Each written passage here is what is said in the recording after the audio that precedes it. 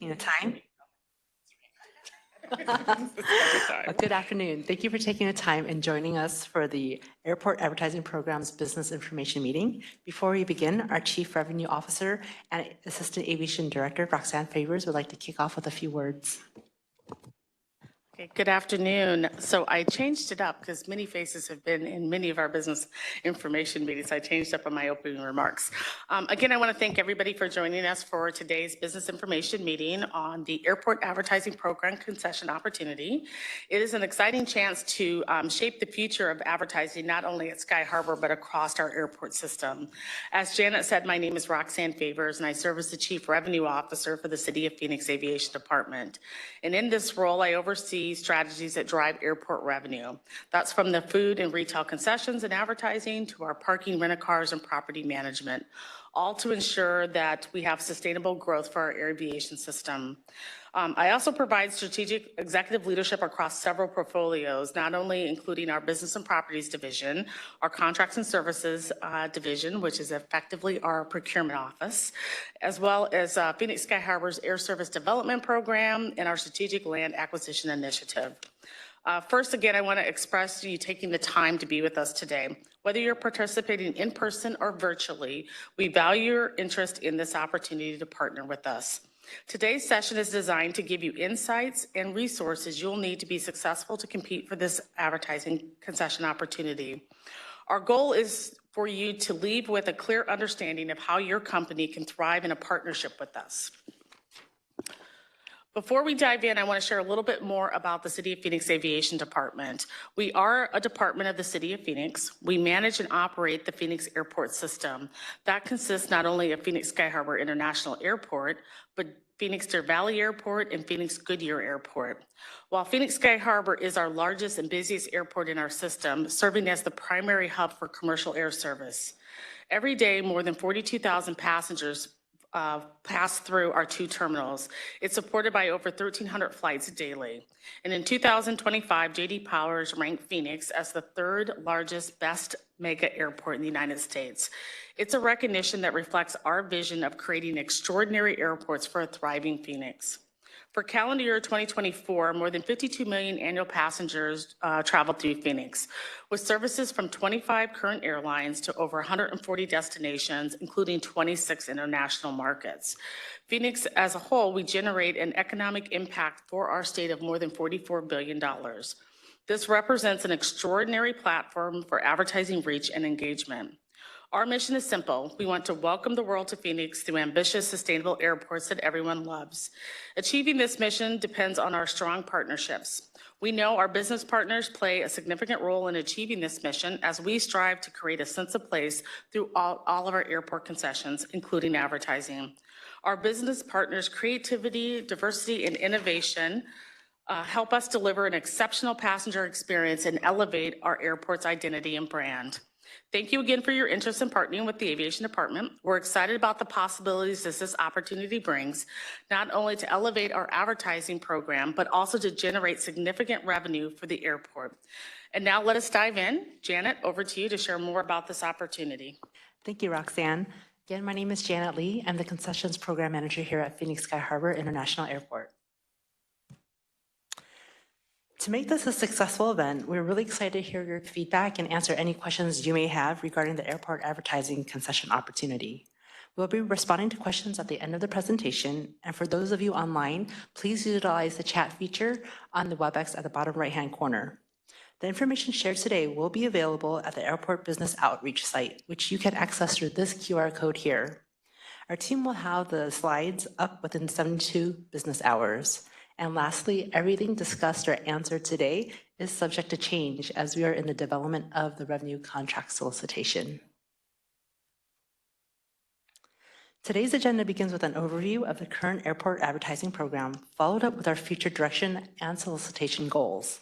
Then we'll discuss the upcoming concession opportunity and the solicitation overview. We will then follow up with the small business outreach requirements and then conclude with a Q&A session. Our current advertising program is managed by Lamar Alliance Airport Advertising Program, our company. The program consists of a mix of static displays and digital screens throughout both Terminal 3 and Terminal 4.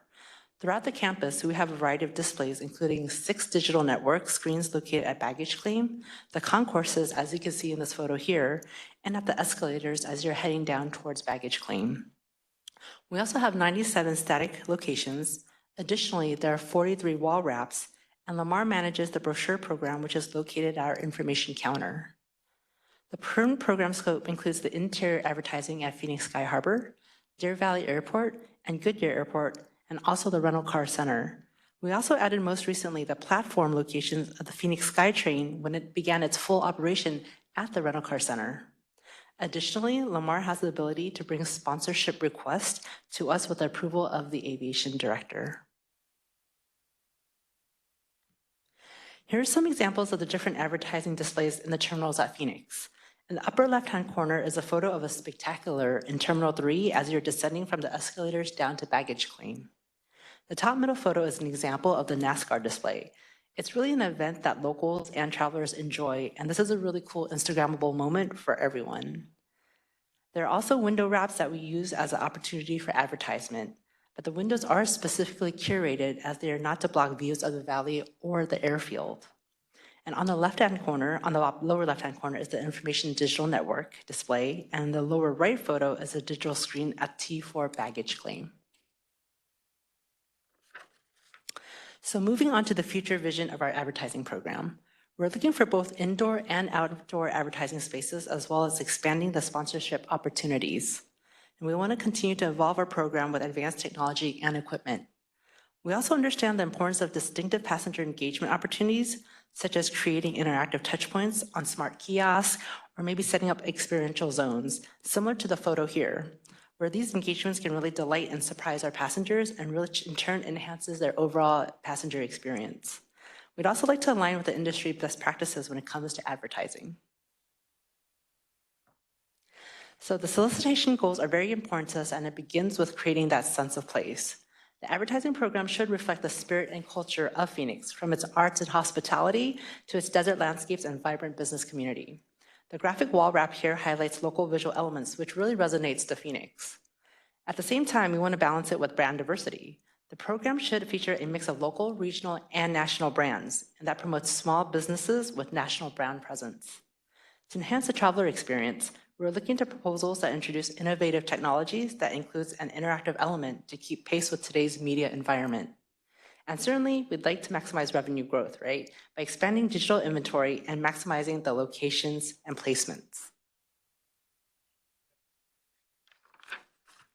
So the scope includes the installation of all advertising equipment and maintenance of all advertising infrastructure.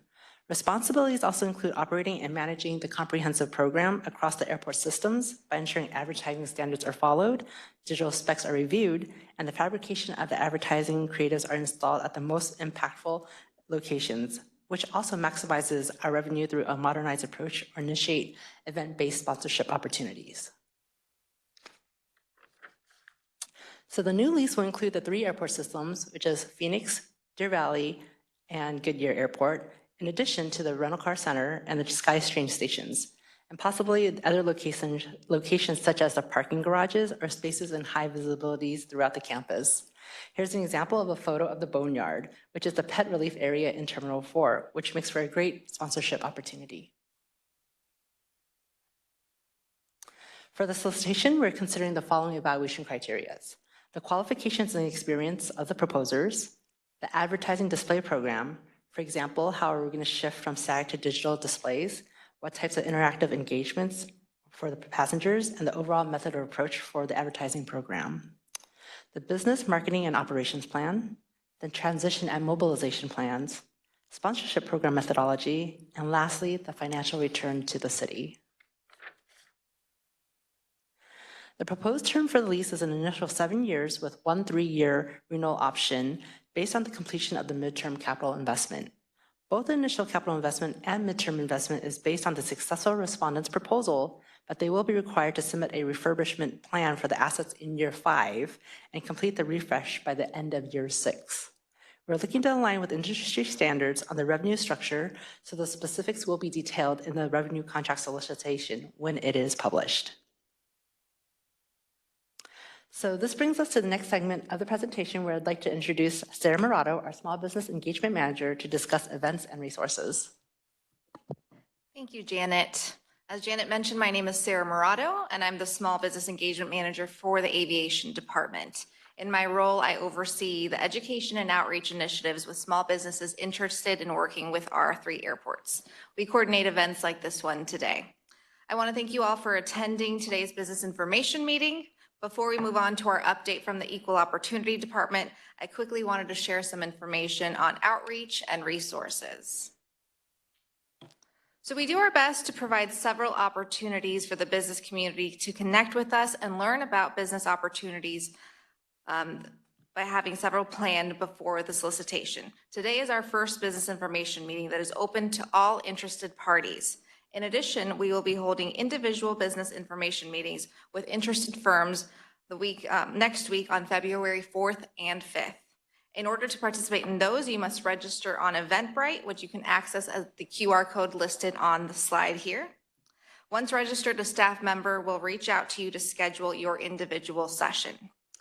Those sessions will be private and will consist of your firm's attendees and aviation staff.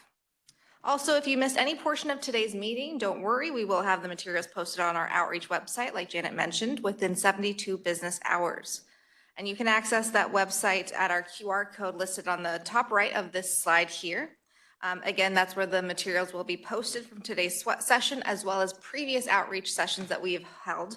And that is also where you can go to register for any upcoming outreach events.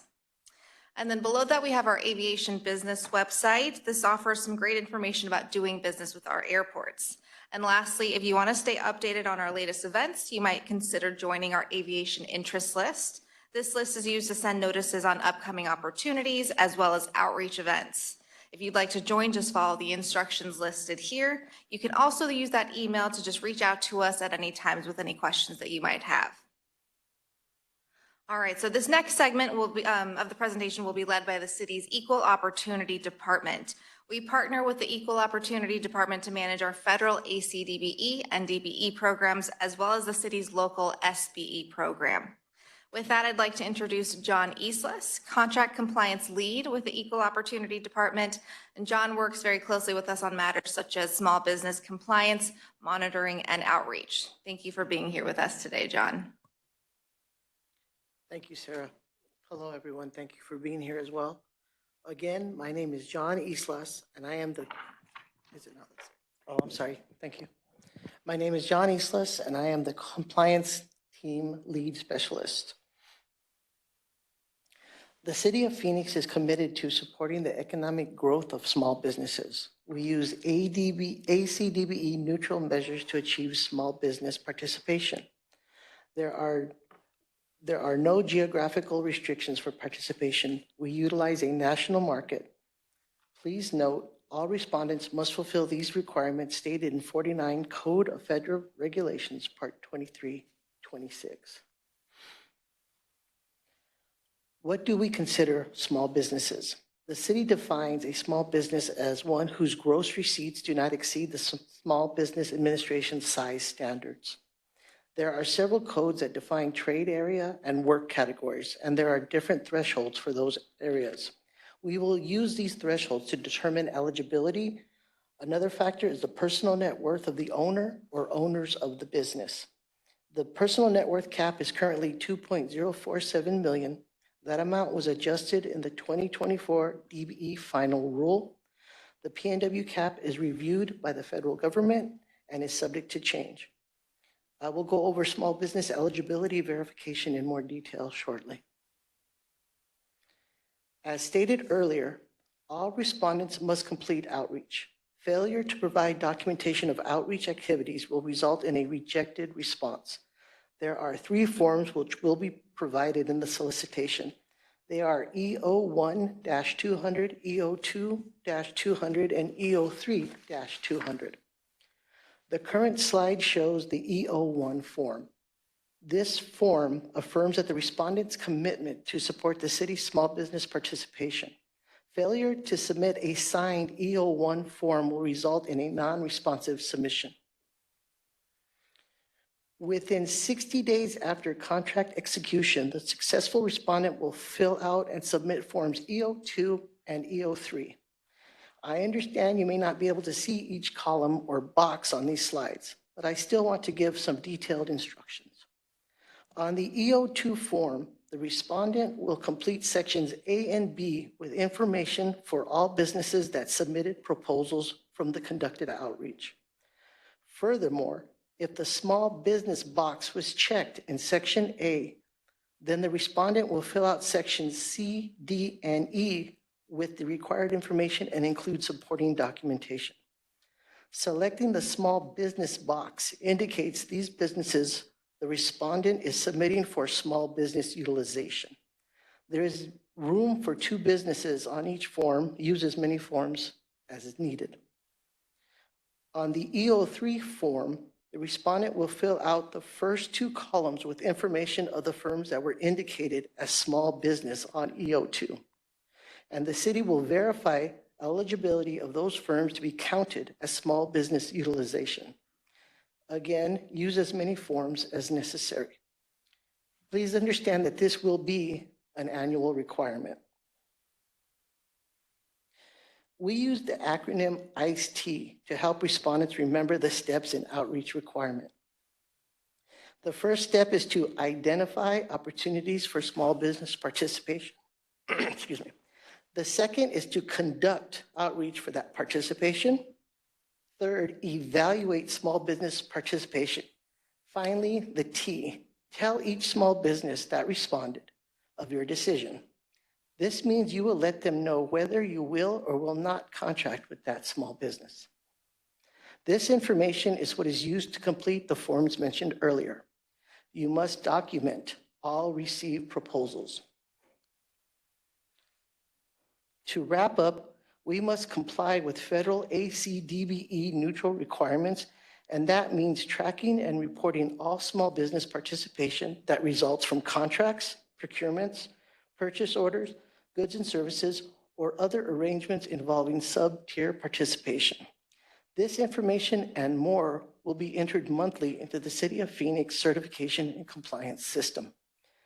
That website may be found at phoenix.gob2g.com. The final slide contains the email addresses for the EOD Business Relations Division with the corresponding QR codes. Any questions regarding compliance or certification may be sent directly to their email address. The slide also contains phone numbers if you prefer to call and speak to someone directly. Thank you. All right, thank you, John. So now we've reached the Q&A portion of today's agenda. We do have staff here with microphones. If you have a question, please raise your hand. And for those of you online, if you could please enter any questions you have in the chat box, and we'll have them read in the order in which they came.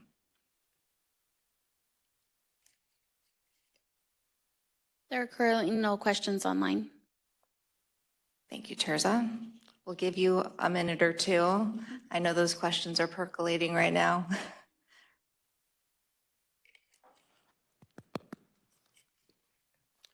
Thank you. My question is, you're going to be counting participation, but there's no percentage that's set. Is that my understanding? Yes, that is correct. We would like you to outreach to small businesses for any kind of participation. If you indicate these small businesses that responded to your solicitation, you want to be utilized for small business utilization, we will vet the business, and whatever businesses that can be counted will be counted. That's why it's after the award. We'll count whoever you tell us you're going to use. Okay, and then just for clarity, the EO1 form will simply say the company will have participation, but not necessarily who. But within 60 days, you must now come back with all that data to submit with your proposal, correct?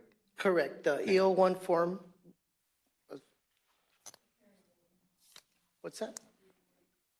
The awardee will come back with the information, just the awardee, not every, yeah. So the EO1 is affirmation. You must have some outreach. We're not looking for a minimum or maximum, but you must outreach to small business. And then 2 and 3, I guess they were small, but there's very detailed instructions on each form.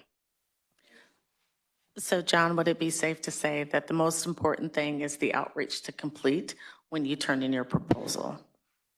Yes, it would.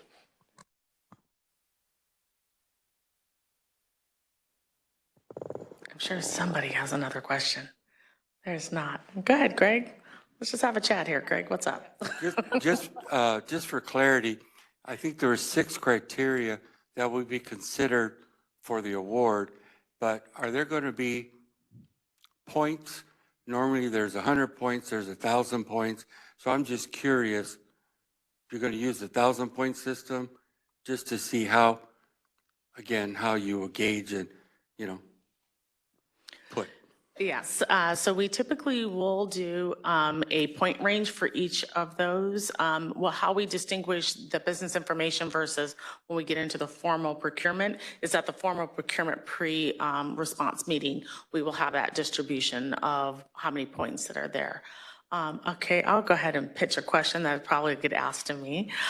So in our presentation today, we have talked about locations, that the airport will set locations that we think are meaningful for the advertisement, but also as part of the solicitation that you'll see when we actually release it, is we're open to the proposers to tell us of other locations, and we'll take that under consideration.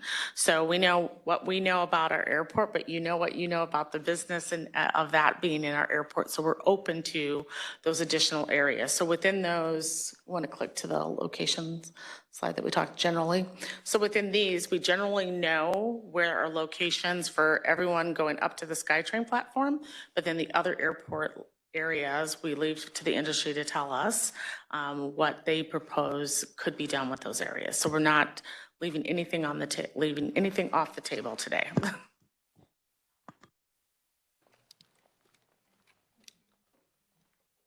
Thank you. 2 questions. Will this be an exclusive or non-exclusive contract? So by the FAA, it's non-exclusive, but there's only one concessionaire that will be handling our advertising. The slight difference with sponsorship is that it'll still be in their ability to do that, but nothing excludes the airport from doing sponsorships directly themselves.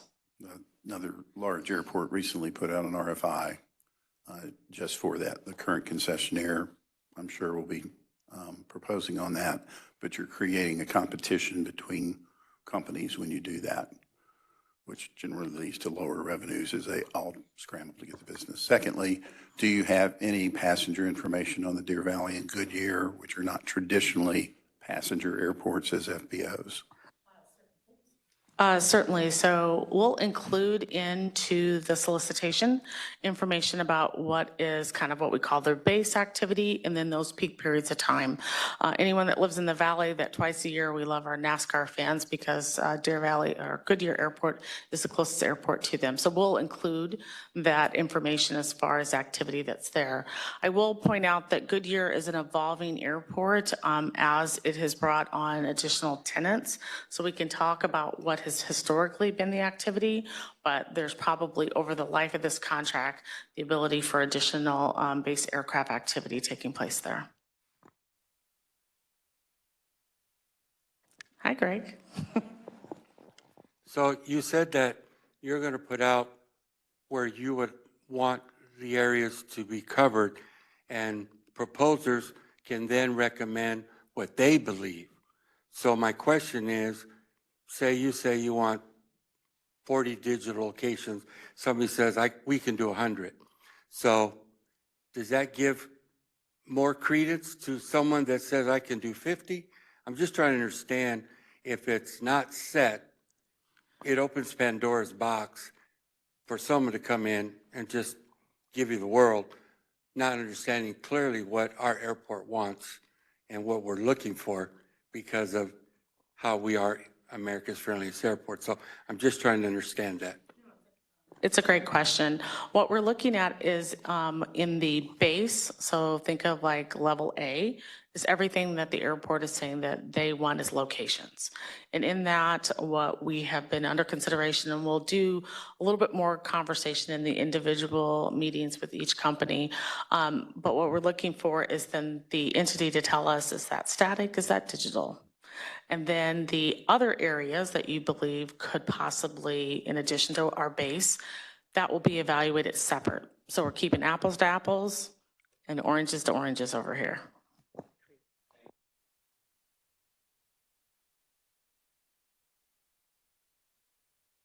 Doesn't look like we have any additional questions. So I'll ask one more for the good of the order of the room if there's any additional questions. If you can flip to the slide where we have the QR code for the individual. One more. Probably a little bit different than we've done this before. I continue to challenge my team with new ways to be able to reach out to our business community for this. So this is a general meeting that we have. What we will also have, and you can go to the QR code to register for individual companies that are advertising concessionaires to meet with us. We'll go over this similar information, but it gives you an opportunity to share your feedback with us in a more a dedicated setting that is there.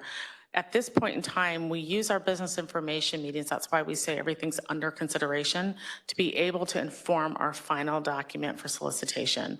We'd rather spend the time on the front end understanding what we think may work in the industry, letting us know if that's a crazy idea or do we consider those things. So when we put out the solicitation, we're putting out the best foot forward that works in the best interest of not only the aviation department, but we feel that the industry has something to respond to.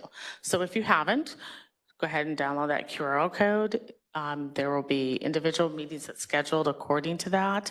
You could spend some more time with this lovely team here. I'm buying lots of lunches for that. So, and then what we will do is after all that feedback, we will schedule a second general business information meeting. So if we've made any changes from this first one, it's called the updated meeting. We'll do an updated meeting probably in March. Mid to late March, we'll do an updated meeting of this before we put out the solicitation. We have one more question. Could I get the address of the time machine for February 5th from 6 p.m. to 1 p.m.? Or can you correct that time? Oh, is it 6 p.m. to 10 p.m. or is it 6? Between 9. 9. Sorry, 9. Okay, 9 a.m. to 1 p.m. for February the 5th. And I believe we are doing the individual meetings here at headquarters? Yes, here at headquarters. Just for clarity, is the transparency anti-lobbying in play right now, or is it not in play until you release? That's an excellent question. We got to remember to put that into our Normally it's presented, but I haven't seen it. So under business information meetings, we are not underneath the transparency or the cone of silence, as other airports have called it. Transparency policy goes into effect the moment we publish or post the solicitation. So this is the reason why we can be able to use the business information meetings to gather additional information at that time. Once we go into publishing or releasing our solicitation, transparency policy is in effect, and the only person or persons that you can interact with will be the procurement officer, and then everything has to be written Q&As at that point in time. One more check for anybody online? Nothing online. Okay. All righty, so my entire team is here in the back, so please feel free, if you have any additional questions, we'll hang around for a few more minutes for that. Otherwise, thank you guys for being here today. And for those online, it is a beautiful, balmy day in Phoenix, Arizona, and I am so sorry that others have snow. Thank you.